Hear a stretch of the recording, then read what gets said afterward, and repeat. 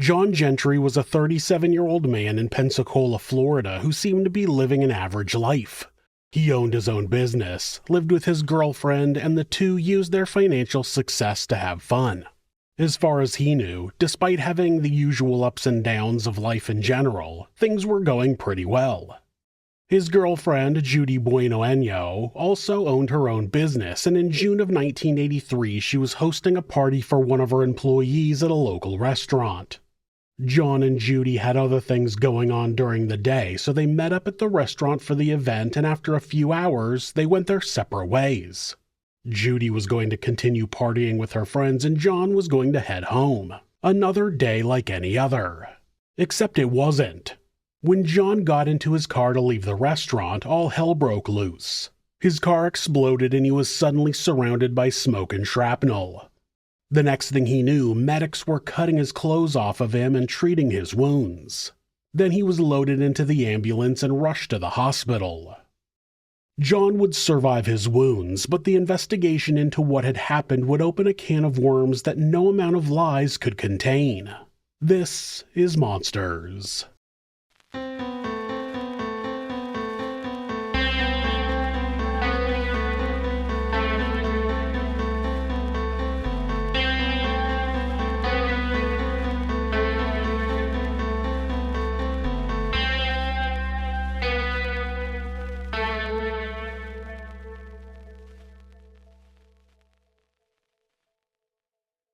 Judias Anna Lou Welty, who went by Judy, was born on April 4, 1943 in Quanah, Texas. Her father, Zia, was a farm worker, and her mother, also Judias, was a full-blood Apache. Her mother died of tuberculosis when she was only 2 years old, and her youngest brother, Robert, was a newborn. Her two older brothers were sent to an orphanage, while she and Robert were sent to live with her grandmother. When she was 12, her father remarried and she and Robert were sent to live with them, who had moved to Roswell, New Mexico. That was not the happy reunion some might have thought, as both Zia and her stepmother were severely abusive. They beat both of the Welty children and withheld food, making them watch the rest of the family eat. To make matters worse, the abuse was happening to them, but not her stepmother's own children. When Judy was 14, she snapped, grabbed a pan of hot oil off of the stove, and attacked her father and stepfamily with it. Then she started swinging and kicking, doing her best to injure anyone in her way. Judy was put into an adult jail for 60 days, and when she was released, she said she didn't want to go home, so she was transferred to a juvenile detention center that was also a high school. She graduated in 1959 when she was 16 years old and was released from the facility. When Judy's father was interviewed by police years later, he would claim that his daughter was never a problem beside telling the occasional lie. It's impossible to know whether Judy was exaggerating about her childhood abuse or if her father was covering up his abuse of his children. He also said that Judy was his youngest child, and after Judy's version of her childhood, there's no mention of a Robert in any information I could find. It's not entirely clear exactly what type of training Judy received. She would go on to tell people that she had gone to nursing school on scholarship and that she had PhDs in biochemistry and psychology from the University of Alabama. She also claimed to have been the head of nursing at West Florida Hospital, but it's unlikely any of that is true. When she moved back to Roswell after graduating high school, she worked as a nursing assistant at New Mexico Medical Center. Nowadays, there is training required in order to become a nursing assistant, but not nursing school. There is a mention of her working as a licensed nurse at a hospital in Colorado, but I couldn't find any information regarding training to get that license. It either isn't well documented or she lied in order to get her position, something that's extremely possible for Judy. At the time, she was using the name Ann Schultz because she was dating a man named Arthur Michael Schultz, but it doesn't seem like they were ever married. The couple had a son named Michael on March 30th, 1961 when Judy was 18, but the relationship didn't last. Judy soon met James Goodyear and they got married in 1962.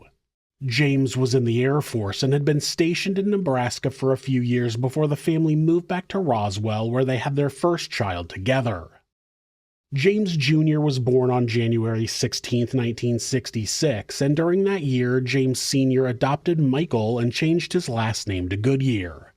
In 1967, James was stationed at McCoy Air Force Base, so the family moved to Orlando, Florida, and had another child, a daughter named Kimberly. Not long after her birth, James was sent to Vietnam to assist in the ongoing battle there. He returned home in June of 1971, and though he would survive a war, he wouldn't live long after returning home to his wife. James had been experiencing nausea and vomiting for 2 weeks before he was admitted to the Orlando Naval Hospital on September 13, 1971. He also had a fever and complained of numbness and tingling in his arms and legs. Tests showed some abnormal liver activity, but before doctors could establish a cause, James died on September 16th. An autopsy showed that he suffered from pulmonary congestion and renal failure. His death was determined to be from natural causes, though a doctor would later testify that they still didn't really understand why a previously healthy 37-year-old would suddenly become acutely ill. While James had been in Vietnam, Judy had an affair with a man named Robert Crawford, who lived in Pensacola. When James returned from Vietnam, the affair ended, but after James died, they started seeing each other again. Robert would later testify that Judy told him that James had become addicted to narcotics in Vietnam, and the doctors gave him a drug to counteract the narcotics. I guess she wanted him to believe that James had died due to a reaction to those drugs. After James's death, the Veterans Administration confirmed that Judy collected 2 life insurance policies of $13,000 each, another worth $10,000, and dependency benefits totaling $62,642.46. She also collected $90,000 from a suspicious fire at her home in Orlando. It was Robert who introduced Judy to Bobby Joe Morris. Soon Judy moved to Pensacola to live with Bobby Joe, and Robert was out of the picture. Eventually, Bobby Joe and Judy bought a house together in Trinidad, Colorado. Again, Judy collected more insurance money from another suspicious fire in Pensacola. The couple were only in Trinidad for about 6 months before Bobby Joe started getting sick in January of 1978. Coincidentally, Judy had gone to multiple insurance agents in December and taken out various life insurance policies on Bobby Joe. She claimed her name was Judy Morris and came by herself. She would leave with the paperwork and return a few days later with it signed by her supposed husband. When Bobby Joe arrived at San Rafael Hospital on January 4th, doctors thought he could have pancreatitis due to alcohol consumption, but his toxicology report came back clean. The following day he became delirious, and Judy told the doctor that Bobby Joe was a heavy drinker, leading doctors to believe he was suffering from alcohol withdrawal. He was in the hospital for 2.5 weeks due to a urinary tract infection and a rash that had developed on his body. Eventually his condition improved, so he was sent home. As soon as he got back home, he immediately started getting sick again, and on January 23rd, Bobby Joe collapsed at the dinner table. He was taken back to the hospital where he died 5 days later. A doctor would later testify that he did suspect arsenic since the symptoms matched, but when Bobby Joe died a few days later, it was determined to be due to natural causes. The idea that someone was being poisoned with arsenic was so foreign it got shrugged off. After an autopsy, it was determined that Bobby Joe died from severe hypotension and metabolic acidosis. In February, Judy cashed in 3 life insurance policies. She remained in Trinidad for the next few months until the summer when she changed her, Michael, James Jr., and Kimberly's last name to Buenoano, which roughly translates to Goodyear in Spanish. And I know, it's not exact, but that's what she and everyone detailing the case says the name means. In June of 1978, Judy used the proceeds from Bobby Joe's life insurance to purchase a house in Gulf Breeze, Florida, which sits right on the end of a peninsula between Pensacola and Pensacola Beach, almost on the shore of the Gulf of Mexico. Michael hadn't had it easy growing up. Judy resented him since he was born out of wedlock. He was also on the slow side, but not so much that he was placed into special education classes. He needed extra attention, and it was a burden to Judy. He joined the U.S. Army in 1979 and began basic training in June. When he completed his training to become a water purification specialist, this was before that Pauly Shore movie, he stopped in Gulf Breeze to visit his mother at the end of October. While there, he started feeling numbness and tingling in his arms and legs. He reported to Fort Benning in Georgia on November 6th, where he was checked out at the base hospital, but it doesn't seem he was admitted. He returned to the hospital on the 11th due to nausea and vomiting, adding to his symptoms along with the numbness and tingling. Over the next few days in the hospital, he began experiencing paresis in all four extremities, which is like paralysis but less severe. It's the partial loss of control of muscles, and unlike paralysis, you don't lose your sense of feeling. He was checked for neurological issues and had a tox screen for his urine, which came back clean. It's important to note that a standard tox screen doesn't include every type of poison there is. They just check for the common stuff. In mid-December, Michael developed mild anemia and had a low white blood cell count.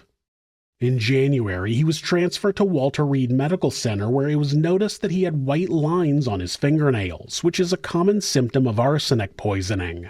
When his hair and fingernails were tested, they found his arsenic levels were 7 times higher than normal. Testing the levels throughout the length of the hair gives the lab a timeline of exposure, and it was determined that Michael was exposed to arsenic in mid-October. Coincidentally, that's when he would have been in training for water purification, where they use sodium arsenite in a lab course.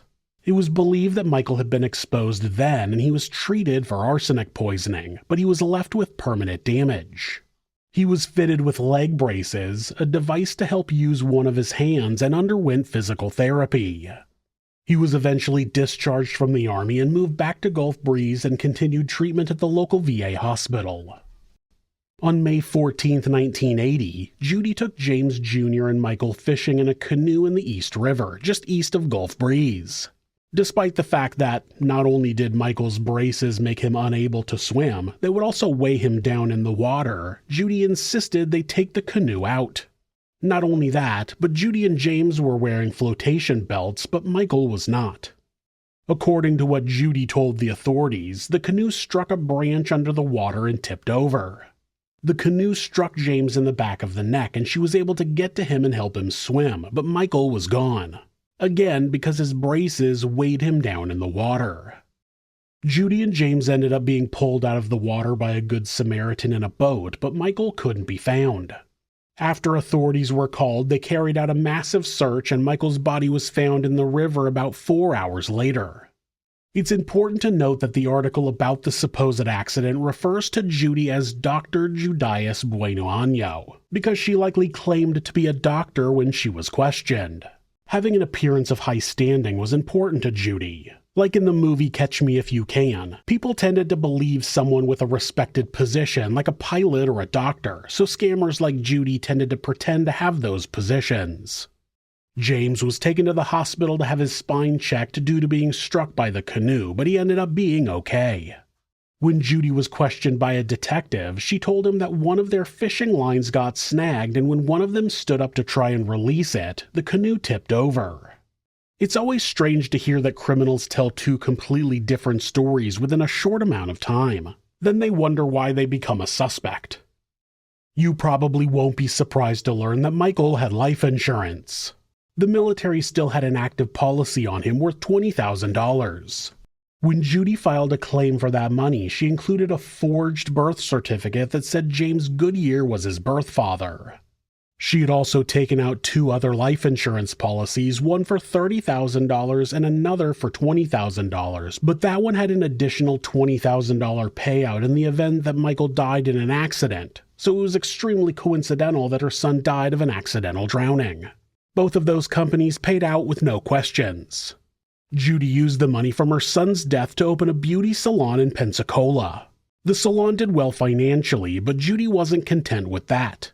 It didn't take her long to set her sights on her next target. John Gentry was born on June 16, 1946, in a section of Pensacola back then called Tatertown.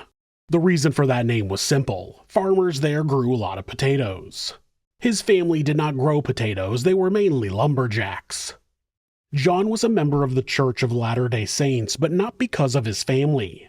Missionaries had come to the door one day, and what they were saying made a lot of sense to him, so at 16 years old he joined the church. He didn't follow his family into the lumber business, but he eventually started his own business selling discount flooring and wallpaper. He had been married and had 2 children, but they eventually divorced and John didn't have custody of his 2 sons. It was in February of 1981 that John met Judy at an entertainment venue called the Merry-Go-Round. After dating for about 6 months, he moved into her home on Whisper Pine Drive in Gulf Breeze. They spent a year and a half being happy, successful, and seemingly in love. But just after Christmas of 1982, he got sick and had to be hospitalized for 2 weeks. When he was released, it seemed like she wasn't interested in him anymore, and John was thinking about leaving. On June 25, 1983, Judy pulled up in her driveway in her convertible Corvette, no doubt paid for by someone's death, and told him she was pregnant. After that, they went to a movie and then to lunch to discuss their options. Judy suggested getting married on an upcoming cruise they were planning. Then she suggested an abortion. John expressed that he did not want her to have an abortion, but admitted that he knew he couldn't stop her from doing whatever she wanted to do. Of course, the conversation was just entertainment for Judy, as it would eventually be learned that she had never been pregnant with his child. After lunch, Judy dropped John off at home and went back to her salon. He got ready for a party she was having for one of her employees, and then they all met up at the venue. He drove his 1981 Ford Futura into a parking lot down the block from the Driftwood restaurant and parked at the far end of the parking lot. Judy had told him not to park near the entrance for some reason, so he parked in an empty area further away and went inside to get a drink. When the event started winding down, Judy told John that she and some friends were going to go to a different place for drinks. John said he would pick up some more champagne and would have it waiting so they could celebrate some more once she got home. Then he climbed into his car and turned the key, but the car fired up without a problem. Then he reached down to turn on the headlights, setting off 2 sticks of dynamite that had been placed in his trunk and wired to the headlights. The blast threw shrapnel forward and a piece of metal struck John in the back of the neck. He was bleeding from multiple parts of his body, and his first thought was that the battery had exploded. I'm not sure how large a car battery explosion could possibly be, but being as disoriented as he was, it probably seemed like the only logical reason for what had happened. After getting out of the car, he was eventually treated by paramedics and rushed to the hospital. When detectives began their investigation, they noticed that Judy had parked her white Corvette 2 blocks away from the restaurant in an area known for its homeless population. It was unusual that she would park there when there were plenty of parking spots available in the restaurant's parking lot. At Sacred Heart Hospital, John was in stable condition with a number of shrapnel wounds throughout his body. They added to the shrapnel wounds John had received while serving in Vietnam when he was younger. Some of the shrapnel had damaged his colon and kidney. Detectives were able to interview Judy, but John was in no condition to talk. It was 4 days later that they would finally be able to interview the target of the bombing. That was when they learned that there was a $500,000 life insurance policy on John. He explained that it was because they each owned their own business and they had taken out the policy which was for both of them. In the event one of them died, the other would get the money to pay off the debts of the other's business. The problem was, like Judy's past victims, John didn't initially know about it. He said they had started the process of getting a $100,000 policy, which would have been more than enough, but Judy changed her mind and said she told the agent to cancel it. Then, when he had called the insurance agent about something else, he found out that not only had Judy not canceled the policy, she had increased it to $500K. On top of that, he had put her in his will, and if he died, she would get half of his business, which would be valued at about $750,000. That already piqued the curiosity of the detectives, but then when they learned that Judy had instructed John not to park in front of the restaurant, they really started to think of her as a suspect. That prompted the detectives to start digging into Judy's past, which in turn started knocking down her whole house of cards. Eventually, Joe also became suspicious of Judy and told the detectives that he had gotten really sick in December, and he realized that he only got sick after he had taken some vitamins from Judy. He started pocketing them instead of taking them and stopped getting sick. He said there were a few in his office, so the detectives retrieved them and sent them off for testing. Then they started looking into the various insurance policies Judy had held and started noticing a pattern. She had multiple people close to her die, and she had happened to have multiple insurance policies on every one of them. When testing of the vitamins came back to contain arsenic and paraformaldehyde, the detectives got a warrant to search Judy's home in Gulf Breeze. There they found electrician's tools and wire matching what had been used to connect the blasting caps of the dynamite to the taillights. They also found a bottle of the vitamins that Judy was giving to John. They also ended up testing positive for arsenic. Judy was arrested the same day and charged with the attempted murder of John Gentry. Once all the cards had been lined up, it was clear that Judy was a serial killer, poisoning people who were close to her in order to benefit financially. Authorities got an order to exhume the bodies of James Goodyear, Michael Buenoano, and Bobby Joe Morris. It was already suspected that Michael had been exposed to arsenic during his army training, but tests revealed that the poisoning was more extensive. Instead of being exposed in training, it was then believed that he was poisoned while he was at his mother's house at the end of October of 1979. You won't be surprised to learn that both James and Bobby Joe also had high levels of arsenic in their system. Judy was then charged with the murders of Michael and James. By the time she went to trial, investigators had linked Judy to an explosives dealer in Alabama where she had sourced the dynamite through an intermediary. Judy went on trial for the murder of her son Michael first. She pleaded not guilty and maintained that it was an accident. She had told the police that Michael was wearing a flotation belt and that it must have come off when he fell out of the boat, but that was questioned. Michael's body was found in the river beneath where they said their canoe was. Being weighted with braces, he sank straight down and wasn't moved by the current, but his glasses were found 25 feet away. Authorities suspected that Michael was actually thrown in the water, making his glasses fly off of his face and into the water further forward. With the evidence of arsenic poisoning and the pattern of poisoning others for money, it didn't take long for a jury to find her guilty of murder. Judy was sentenced to life in prison with parole eligibility after 25 years. 1 month after this trial, authorities exhumed the body of a man named Gerald Dossett, who had once dated Judy and had died suddenly in 1980, but the tests were negative. Judy then went on trial for the attempted murder of John Gentry. The evidence against her was strong and the jury easily found her guilty. The judge added 12 years to her prison sentence to be served consecutively with her existing life term. Judy's son, James Jr., was also arrested as an accessory to the murder of Michael and the attempted murder of John. It was believed that James had helped push Michael into the water and that he had installed the dynamite into the trunk of John's car.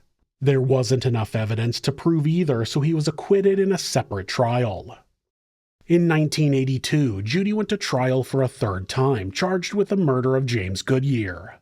His health history being in good health until dying suddenly, his arsenic level during exhumation, and Judy's history of poisoning people to death and then collecting insurance was pretty damning. On top of that, a friend of Judy's named Mary Beverly Owens testified that Judy had told her that she had poisoned James. Of course, Mary didn't report it at the time because Judy had a habit of telling unbelievable stories. She had told Mary that she grew up on a Native American reservation and that she had killed her own mother with a hatchet. She said because of that, she was sent to a reform school until she was 16 and then was sent to prison. By then, Judy was dating Bobby Joe and she told Mary that they smuggled dope for the mafia. None of that was true. So when Mary had told Judy that she was having financial troubles and Judy offered to help her poison her husband like she had done to John, Mary kinda shrugged it off as another one of her friend's tall tales. When Bobby Joe suddenly died soon after, Mary began believing that Judy had poisoned both him and James, but she wasn't sure what the woman would do to her if she reported it, so she just distanced herself from Judy and tried to move on. When she saw the news of Judy's arrest, she called authorities and reported her conversation with her old friend.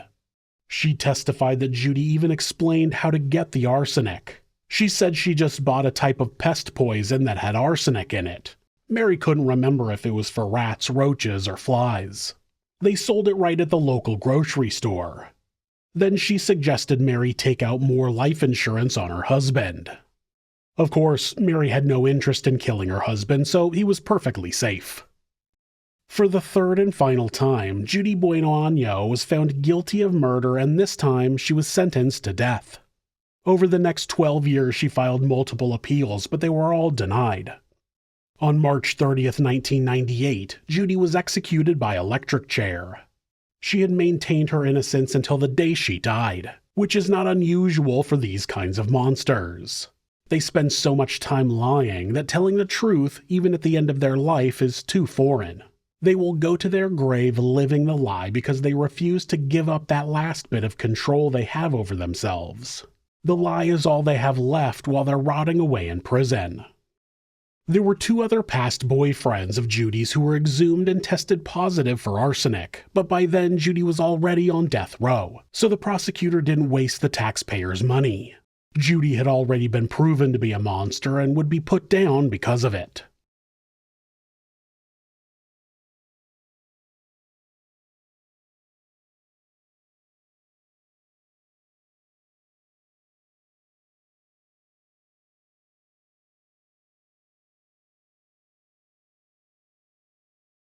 If you're a fan of true crime, hit subscribe and turn on notifications so you don't miss an episode. You can also hit like or leave us a comment. You can check out our other show, Somewhere Sinister, on YouTube or anywhere that you listen to podcasts. If you'd like to support the show, check out our merchandise at thisismonsters.com. The link is in the description. Thanks again, and be safe.